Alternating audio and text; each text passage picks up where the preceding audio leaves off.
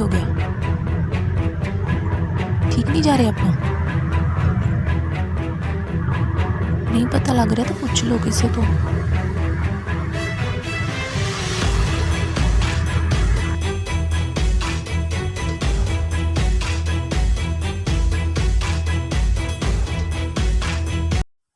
जय माता दी। पूरी तैयारी करने के बाद आज 12:15 पे हम निकल चुके हैं जम्मू तक की यात्रा के लिए। लेकिन रास्ते में इनको कोई काम था तो हमें रुकना पड़ा और वहाँ पर हम बहुत ज़्यादा बोर हुए क्योंकि वहाँ पर बहुत सारा टाइम हमारा वेस्ट हो गया क्योंकि हम हाईवे पे खड़े थे और बहुत ज़्यादा धूप भी थी जिस वजह से फेरी को गर्मी लग रही थी और वो बहुत परेशान हो रही थी तो मुझे उसका जैकेट उतारना पड़ा। कंटिन्यूसली मैं इनको इशारे कर रही थी चलने के लिए, लेकिन जब तक प्रॉब्लम सॉल्व नहीं होती तब तक हम आगे जा नहीं सकते थे। तो जैसे तैसे करके सॉर्ट आउट हुआ सब कुछ और हमने अपना सफ़र आगे के लिए स्टार्ट किया। हमें रास्ते में से फेरी के नानू और नानी को लेना था तो मैंने उनको भी कॉल किया कि और पूछा कि कहाँ हो, क्योंकि दोपहर का वक्त था और हमें घर से निकले हुए भी काफ़ी टाइम हो चुका था, सुबह का खाना खाया हुआ था। तो पापा ने सोचा होगा कि किसी ढाबे पे रुक जाते हैं और वहीं पे एक साथ हो लेंगे खाना खाने के बाद। तो उन्होंने बताया और हम उनके पास पहुँच गए। मेरी नानी और नानू के हाथ में चली गई। बाहर बहुत हवा थी, इस वजह से मैंने उसको जैकेट दोबारा से पहना दिया। हैंड सैनिटाइज किए, खाने की तैयारी शुरू की। मैं यहाँ पे वीडियोग्राफी कर रही थी और पापा और ये आगे की प्लानिंग कर रहे थे और फेरी के मौसी और मामू गाड़ी में से खाना लेने गए थे और ये आ गया हमारा खाना। हम पहुंच चुके हैं पठानकोट और यहाँ से थोड़ा सा आगे जाकर जहाँ पर हम रुके हैं that is the Punjabi dhaba. यहाँ की सर्विस तो मतलब कमाल है ही, लेकिन यहाँ की चाय जो है वो और भी कमाल है। अगर आप यहाँ पे रुक रहे हो तो यहाँ की चाय ज़रूर ट्राई करना। और इस वक्त यहाँ पड़ी थी मामू और मासी को मुझसे हल्की सी डांट, लेकिन ये आपको गेस करना है कि ये डांट इन्हें क्यों पड़ी होगी और मुझे कमेंट सेक्शन में ज़रूर बताइएगा। खाना खाने के बाद हमने कट किए फ्रूट्स, तो मैंने फेरी के लिए भी हाफ एप्पल कट किया ताकि चलने से पहले वो भी कुछ खा ले।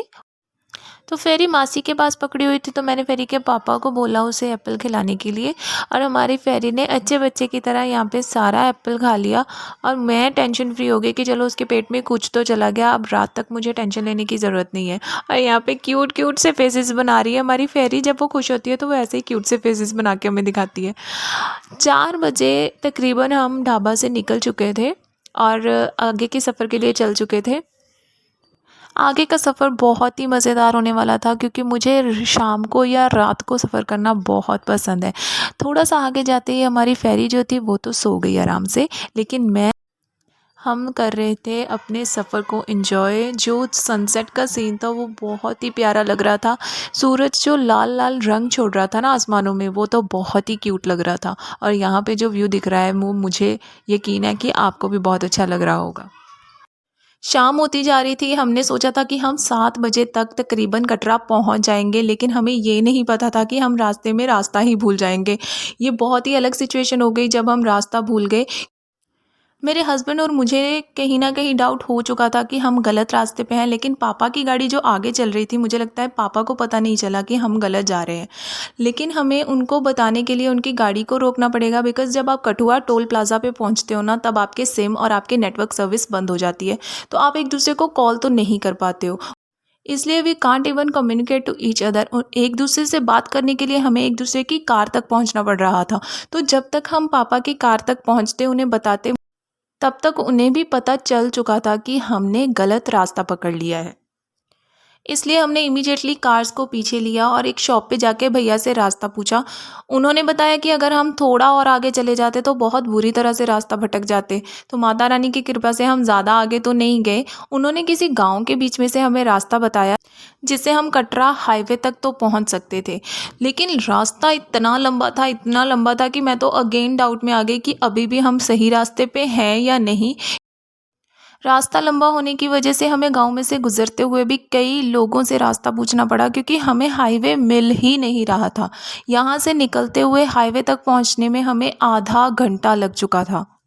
हाफ एन आवर ड्राइव करने के बाद जब हम हाईवे पे पहुंचे तो कटरा का बोर्ड देखकर तो जान में जान आ गई सच में, क्योंकि इसे देखकर हम श्योर हो चुके थे कि कम से कम अब तो हम सही रास्ते पे आ चुके हैं, कि अब चाहे जितना मर्जी टाइम लग जाए लेकिन हम कटरा पहुंच जाएंगे।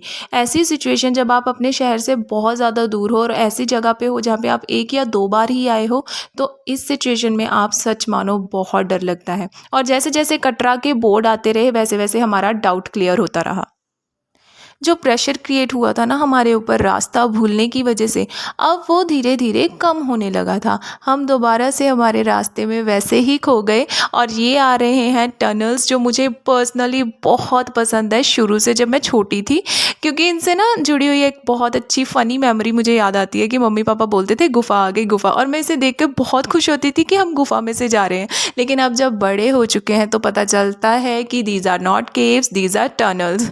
तो इनको देख के मैं हमेशा से खुश हो जाती हूँ। और करते कराते हम अपनी मंजिल तक पहुँचने वाले थे। रास्ते में दिखाई दिया हमें वो पर्वत जिस पे माता रानी का भवन है। मैंने उसे शूट करने की कोशिश तो की लेकिन उससे ज़्यादा मैं शूट नहीं कर पाई। लाइट्स बहुत प्यारी लग रही थी और हम थोड़ी देर बाद पहुँच गए जहाँ हमें जाना था। हम रुके हैं एक मोबाइल शॉप पे, क्योंकि हम 2 फैमिलीज़ थे तो हमारे लिए 2 सिम लेना बहुत ज़रूरी था ताकि हमें एक-दूसरे के साथ कम्युनिकेट करने में कोई दिक्कत ना आए। और जब तक वो सिम ले रहे थे यहाँ हमारी फ़ेरी बाहर खड़े होके पूरे एन्जॉय कर रही थी। ठंड बहुत लग रही थी लेकिन हम पूरा एन्जॉय कर रहे थे अपने ठंडे-ठंडे मौसम को और हमारी फ़ेरी के साथ। जैसे ही सिम का अरेंजमेंट हो जाता है उसके बाद अरेंजमेंट किया गया रूम का, क्योंकि हमने पहले से बुक नहीं करवाया था। रूम में पहुँचते ही भाई मेरा तो था कि मैं आराम करूँगी, लेकिन यहाँ पे हमारी फ़ेरी और फ़ेरी के मासी जी जो कि फ़ोटो के लिए बहुत दीवाने हैं। इनका फ़ोटोशूट तो चलता रहेगा, मैं जा रही हूँ आराम करने क्योंकि हमें जाना है अगले दिन मत्था टेकने। तो stay tuned till then, bye bye.